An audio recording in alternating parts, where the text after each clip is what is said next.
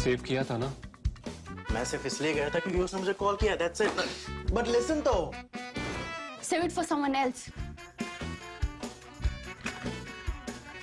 जिंदगी में सेव करना जरूरी है, मगर जब बात पैसों की हो, सिर्फ सेविंग से काम नहीं चलेगा। इक्विटी म्यूचुअल फंड्स में इन्वेस्ट कीजिए और अपने सेविंग्स को आगे बढ़ने का मौका दीजिए। Mutual fund investments are subject to market risks. Read all scheme-related documents carefully. Some aspects of the economy are making headlines right now, making headlines, causing a bit of concern, also bringing in political comment, criticism from the side of the opposition, and stout defense, almost angry defense, outraged defense from the side of the BJP or the government. It's the same thing. Now, you've been watching this in business paper headlines and also on what I call as the blue channels. Now, don't draw any undue meanings or conclusions from it. It just so happens that our business channels tend to use a kind of blue background. Ask them the reason why, I don't know. But I also don't know the reason why most business papers, starting with Financial Times of London, use pink newsprint. So maybe just as they are pink newspapers, blue channels. So discussion is about rising trade deficit for India, rising current account deficit for India. But underlying that, the story that's causing even more concern and even more controversy, and where you find the critics and the defenders of the government locking horns all the time, that is over the declining value of the rupee and also India's depleting or declining is a better word or a more apt word than depleting, and I shall explain to you why, foreign exchange reserves. That data is available, it's available every week, because every week RBI puts out its data every Friday evening. In fact, as I speak now, RBI has just put out its data for the last week, that is the week of September 2 to 9, and that data tells us how much RBI's foreign exchange reserves are. Now, if you look at this data, then in the first 8 months of this year, and if you add to those 8 months even one more week in the 9th month, nearly $83 billion, $82.7 billion of foreign exchange reserves have gone out of India's kitty. So India's foreign exchange reserves, which were upwards of $633-35 billion at one point, are now down to $550 billion at the end of September 9 in this year. So that means in 8 months, in the first 8 months of this year alone, India's foreign exchange reserves have declined by $80 billion. That is $10 billion per month. Not just that. $10 billion only if you average it out over 10 months. But if you then look at the pace of it, if you look at the graphic, see the graphic, this is the first graphic, this tells you where India's Forex reserves were in September 2021, that is almost a little above $640 billion, and see how they are declining. It's a very steep decline. They are now down to $550 billion. So that is how this trend has picked up, and you see anything which has a lot of weight on its way down, as it rolls down, it gathers more momentum. As it goes down, its fall becomes steeper. So it's one thing to average this $80 billion out over 8 months, but if you look at it in terms of the past 3 months, in June, July and August this year, India's Forex reserves have declined by $47 billion. So if it's $80 billion in 8 months, it's $47 billion in just the last 3 months, and that momentum is still picking up. If nearly $3 billion have gone in the first week of this month, and we see again the dollar is strengthening, chances are that this momentum will continue. So once again, you might end up in a month losing or seeing a decline. Losing becomes a very fraught word. Seeing another decline of about $13 to $15 billion. Now, if you see the last 3 months, India's decline in foreign exchange reserves has been for June $12.7 billion, July $14.4 billion, and August $20 billion. $20 billion. Why? One of the reasons also is that dollar has been strengthening. As US Fed has been raising interest rates, investors who park their money in other markets, particularly in bonds, they are taking that money out and taking it to America because they get higher interest there with complete safety and exchange rate protection, etc., or no exposure to exchange rate fluctuations. So that money is going out, and that pressure has built up month on month. In August, it built up even more. So in August, the decrease in India's forex reserves was $20 billion. So once again, what was nearly $640 billion about a year back, and which everybody in the government talked about. Prime Minister himself said foreign exchange reserves are more than 600 billion. The fact is the government also made a very big deal of foreign exchange reserves, and because they did so, now that these are declining, they are on the defensive. As we go on, I will try and explain to you how the situation is not so simple or simplistic. What is a decline is not necessarily a disaster. What is a rise or strengthening is not necessarily a good thing. That is what real economics is all about. And I am helped along in this by two smart people. One, our very young data reporter, Nikhil Rampal, who works with us, and you will see his story. I will share a link with you. He's mined this data, so I'm using his data, also the graphics that he and Ramandeep Kaur from our graphics team. So I'll use these two graphics from her. One I have already displayed to you. You can see it again. See how India's forex reserves have been falling month on month on month on month as RBI is selling dollars in the market to shore up the value of the rupee, because somehow we've convinced ourselves that a strong rupee denotes national strength. It is nonsense. I will try to explain to you in a bit. It is nonsensical. While your currency should decline or should adjust to the market realities in an orderly manner, a steep fall of the kind, say, that the Pakistanis have had or the Sri Lankans have had, that's very, very unhealthy and toxic. But otherwise, a currency must find its level, and between rupee at 79 to a dollar or 81 to a dollar, heavens don't fall. In fact, it's actually beneficial, but I'll come to that. Let me not digress right now. So if you look at this data, and you have to make sense of it. So to make sense of the data, I reached out to Radhika Pandey, who is a noted economist. She's been at NIPFP, National Institute of Public Finance and Policy. She also writes a column for us now called Macro Sutra, and also features in a video discussion every week with our managing editor YP Rajesh to explain macroeconomics, the realities to you and what's happening. So I reached out to her for some explanations and understanding. So I sat through her tutorial as well. Don't worry, I'm not giving you an economics lecture. As I've disclosed to you earlier in the past, the only education I've had in economics is by way of having enrolled in the economics department of Punjab University, where I did not attend a single class. And the only reason I enrolled was that I was then a reporter with the Express with a salary of some 600 rupees. It was impossible to rent a house and live outside. So at least this way I got a very cheap hostel accommodation at Punjab University. But I know no economics, but this is not such complex economics either. But once again, for the understanding, thank you, Radhika Pandey. For the data, thank you, Nikhil Rampal, and for the graphics, Ramandeep Kaur. Now, if you see this decline in forex reserves, in the past, has India seen heavy forex reserves decline? Yes.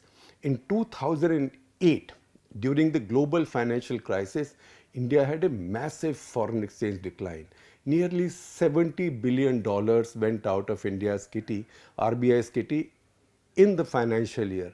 Now you might say, oh, in the financial year 70 billion, okay, now you're saying 80 billion already in 8 months. So maybe by the end of the financial year, some 130, 140 billion dollars would have gone out.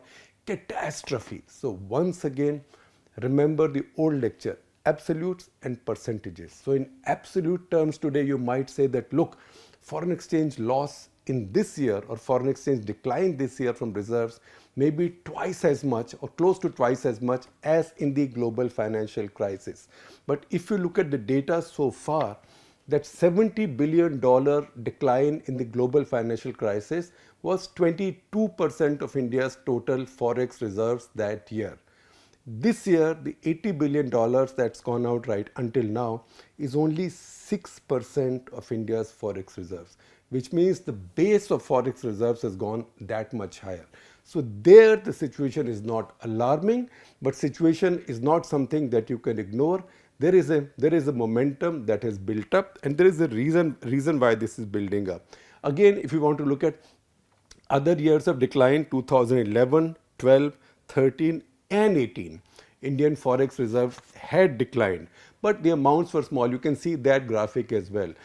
Obviously, anything that's going above the flat line, that means an increase. Anything that goes below in red, that is a decrease. So that decrease you can see is very small, and the highest decrease for any year, if at all, was just $13 billion. $13 billion is now what is decreasing, at least at this point, every month.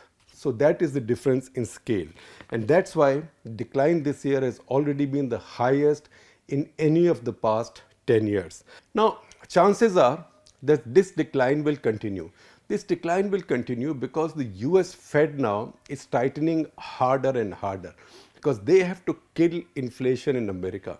And similarly, European countries have to kill inflation in their countries. So they printed money and distributed it during the pandemic, which is something that the Modi government very wisely did not do. There were lots of pressures and to print and spend, print and distribute, but they held their nerve and they did not do it. And that's the reason India does not face that kind of a massive inflation problem. That's good for us, but the fact is, in this globalized world, inflation in America, Europe, etc., also has implications for us. So only recently, American top economic policy or monetary policy planners, they had this big conference in Jackson Hole, a place in Wyoming, deep in the middle of nowhere in America.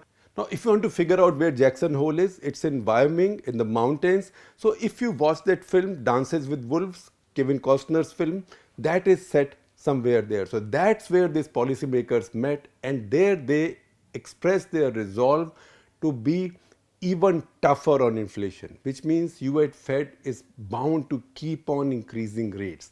As they keep on increasing rates, there will be pressure for foreign portfolio investors in India to take their money out and go to safety and better interest rates. What that will also mean is that in their countries, developed economies, advanced economies, America and then Europeans will also take the cue and follow this.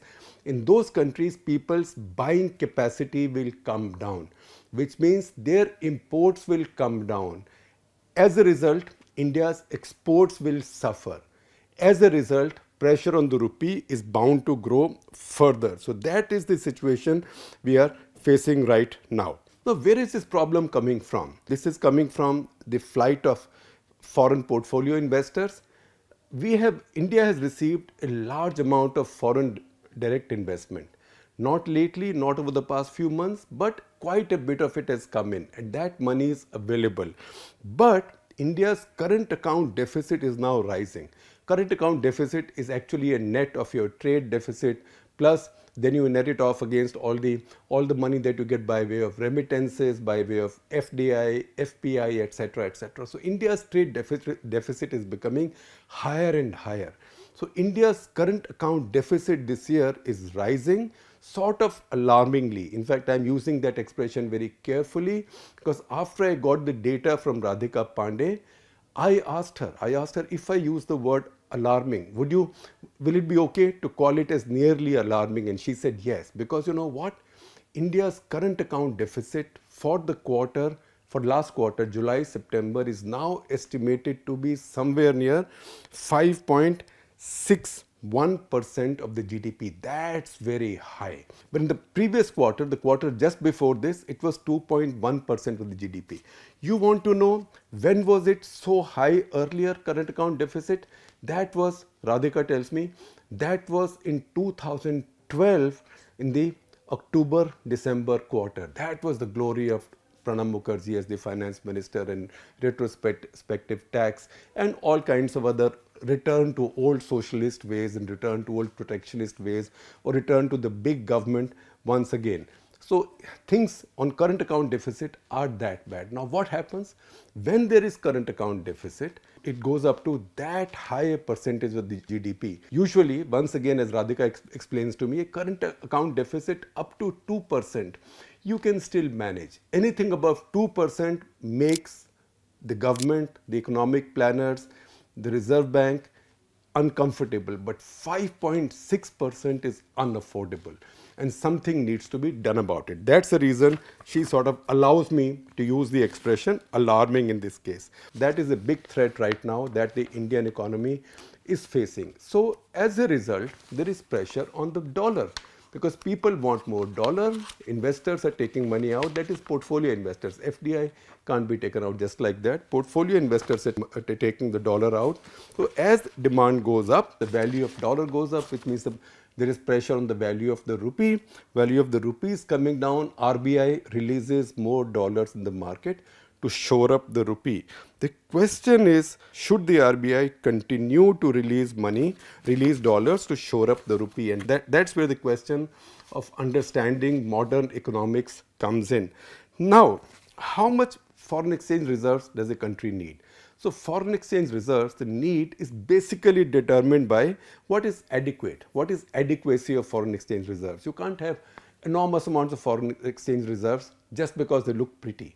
So adequacy is defined by import cover. So say at $640 billion, India might have had and foreign exchange reserves to cover imports say from 10 to 10 and a half months or maybe more, I don't know precisely.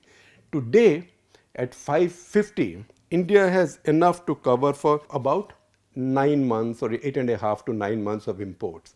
But imports are also rising, with oil prices rising in particular. But now if this decline continues, say around time, if India's forex reserves decline to below 500 billion, which is very possible at this pace. At this pace, we'll be below 500 billion in 3 to 4 months. When that happens, then RBI will begin to worry. And then RBI's capacity to continue to intervene in forex markets to shore up the rupee will go down because RBI is very prudent. And they'll say, now rupee, we leave the rupee to its own devices. Iske baad, we can't take money out because this is also forex reserves that India needs for contingencies, for all kinds of other crises. We are living in a very uncertain world and passing through a very uncertain passage of history. Now, we need to understand what are our foreign exchange reserves.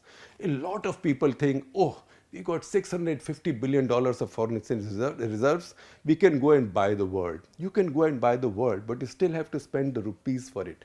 How that works is, I know I'm trying to simplify it as much as possible, and so as not to get it wrong, in fact, I rehearsed this particular line by speaking it out to Radhika Pandey on the phone, that if you think that foreign exchange reserves is something that Bharat Mata, Mother India, now holds in her kitty, right? And India can do what it wants with it. It's not quite that. It is not money that sons and daughters of India earned and gifted to Bharat Mata. It's not that, right? What it is money that foreigners or Indians, foreigners as in investors, whether they've come in by way of FDI, which is more durable, or FPI, which means they bought into Indian bonds or Indian stocks on India share markets, they bring in that money, or Indians earn that money by way of exports, or Indians send that money, NRIs send that money by way of remittances, or government can also take multilateral loans, ADB, World Bank, etc., or JICA, the Japanese Investment Fund, with which India is now building so many metros, other projects. That money comes in as foreign exchange, and that goes into this forex kitty. Then all the money that is spent in India, for example, if the Japanese give India $5 billion to build metros, then somebody has to build the metros. That money will be paid in rupees. So RBI or the system releases that much money in rupees. But what comes in foreign exchange stays with RBI. So money has already been spent. So foreign exchange reserves are not India's savings or assets in that sense, which means if anybody in India, for legitimate reasons, or government of India to buy another 100 Rafales or another 500 tanks or another aircraft carrier or whatever, wants foreign exchange, RBI can release it, but in exchange whoever is taking that foreign exchange has to pay back in rupee. So once again मैं एक बार हिंदी में भी समझा देता हूँ. ये नहीं सोचना चाहिए, बहुत लोग सोचते हैं कि जो हमारे विदेशी मुद्रा के भंडार हैं, ये भारत माता के पास बहुत बड़ा खजाना पड़ा हुआ है $640 बिलियन का, उसे जो मर्जी करें. ये ऐसे नहीं होता. वो खजाना नहीं है, वो धरोहर है. वो धरोहर है क्योंकि वो पैसा है जो भारत के लोगों ने या तो विदेशी मुद्रा में कमाया, जैसे कि निर्यात करके कमाया, या जो भारतीय उद्यमी या जो बाहर काम कर रहे हैं, गल्फ़ में काम कर रहे हैं, अमेरिका में काम कर रहे हैं, कनाडा में काम कर रहे हैं, वो देश में पैसा वापस भेजते हैं. वो जिसको रेमिटेंसेस कहते हैं, वो पैसा भारत में आया. या कुछ पैसा ऐसा जो भारत ने विदेशी जो इंस्टीट्यूशंस हैं, जैसे कि वर्ल्ड बैंक है, एशियन डेवलपमेंट बैंक है, जाइका है, जापानीज़ इंटरनेशनल कोऑपरेशन एजेंसी, उनसे पैसा लिया. उनसे बहुत पैसा आता है हमारे यहाँ, जैसे मेट्रोज़ बनाने के लिए, बम्बई का ट्रांस हार्बर लिंक बन रहा है, बड़े बड़े इंफ्रास्ट्रक्चर प्रोजेक्ट के लिए, बुलेट ट्रेन के लिए. वो पैसा विदेशी मुद्रा में आता है, लेकिन खर्च तो भारत में भारतीय रुपए में होता है ना. यहाँ तो आप जो काम कराते हैं, किसी से रेलवे बनवा रहे हैं, किसी से रेलवे लाइन पे मजदूरी दे रहे हैं, उसको डॉलर और येन में तो नहीं दे रहे हैं, वो तो आप रुपए में देंगे. तो रिजर्व बैंक ऑफ इंडिया के पास वो विदेशी मुद्रा जाती है, जिसके बदले में आपको रुपया मिलता है. रुपया आपने खर्च कर दिया. ये रिजर्व बैंक ऑफ इंडिया ने विदेशी मुद्रा में रखा हुआ है, जो कि एक धरोहर है. इसको जब भारत में किसी को ज़रूरत पड़े, आपको विदेश जाना हो, या चाहे आप मतलब व्यक्तिगत तौर से विदेश जाना हो, या एक LRS है हमारा, लिबरलाइज्ड रेमिटेंस स्कीम, जिसमें आपको ये इजाज़त है कि आप हर साल में रखे $2 या $2.5 लाख बाहर ले जाके बाहर जमा करा सकते हैं, बाहर कोई एसेट खरीद सकते हैं.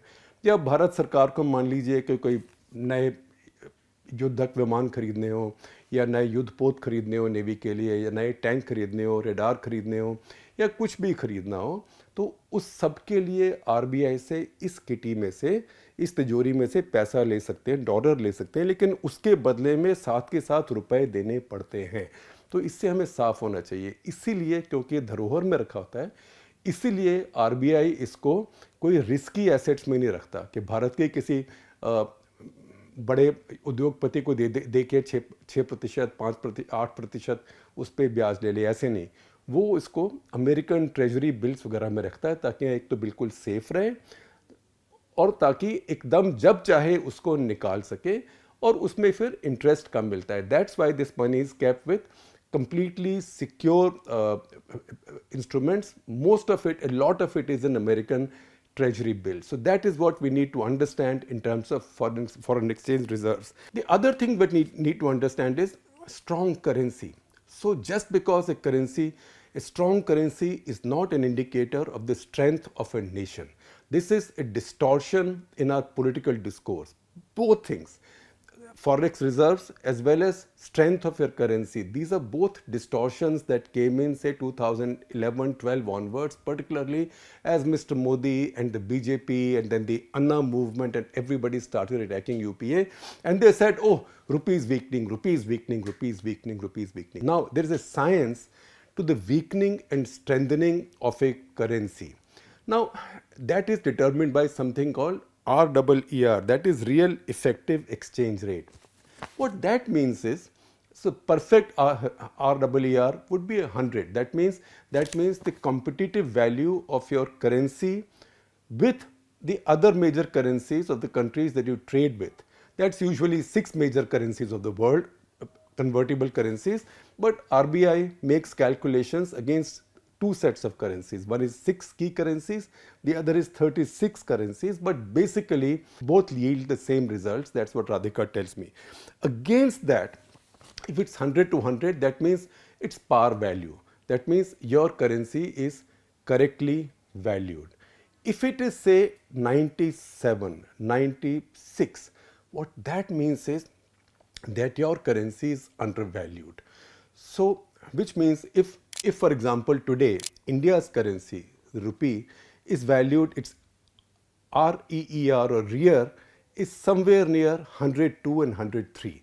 that means to that extent it's overvalued. So when the currency gets overvalued, it becomes less competitive for your exporters, and your exporters begin to suffer. Whereas if real goes below 100, then your currency gets weaker. Then this, what is 79, 80 today, might be 83, 84 at that point. But then your exports become more competitive.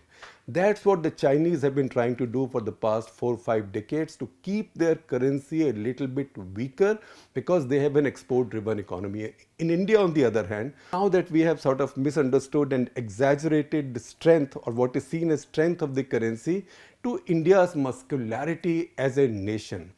Indian exporters are suffering because Indian rupee at this point is overvalued. That is what the real effective exchange rate of 100 to 103 means. So this should come closer to 100, ideally maybe 99, or maybe at least 100, 101. That is one of the reasons Indian exports have been suffering. So I told you India's current account deficit is rising. Now that is also linked to India's trade deficit. So this year, India's imports are going up, and they will go up because oil prices have gone up. But India's exports are coming down. And one of the reasons India's exports are coming down is that Indian currency is overvalued. So once again, your currency should not see the bottom fall off it, as has happened in the case of Pakistan or Sri Lanka or even Turkey for that matter. But it should not be overvalued. So once again, let us see how long can RBI carry on with this war on the figure of 80, that the rupee must not become weaker than 80. So the moment rupee touches 80, RBI intervenes. Let's see how long they can do it. From all this analysis, it seems that if the Forex reserves come to about 500 billion, RBI will have no choice but to stop doing it. And you know, it has one more negative effect. That is, people, Indian corporates who borrow in foreign currency. Usually anybody who borrows in foreign currency, they should hedge. They should take foreign exchange cover. It's like an insurance in case foreign exchange values fluctuate. But now if they know that at any point RBI will keep on intervening and spending and taking out dollars from its own kitty, then what happens is that corporates then have a disincentive to take exchange rate fluctuation cover, because there is a price to that. Nothing comes for free in life. So if you can avoid paying that price because Bharat Mata is using its kitty to help you, then it's very convenient for them, but it makes for bad economics, and ultimately it makes for not just a very bad export performance, but also persistently declining Forex reserves, which is what's happening now.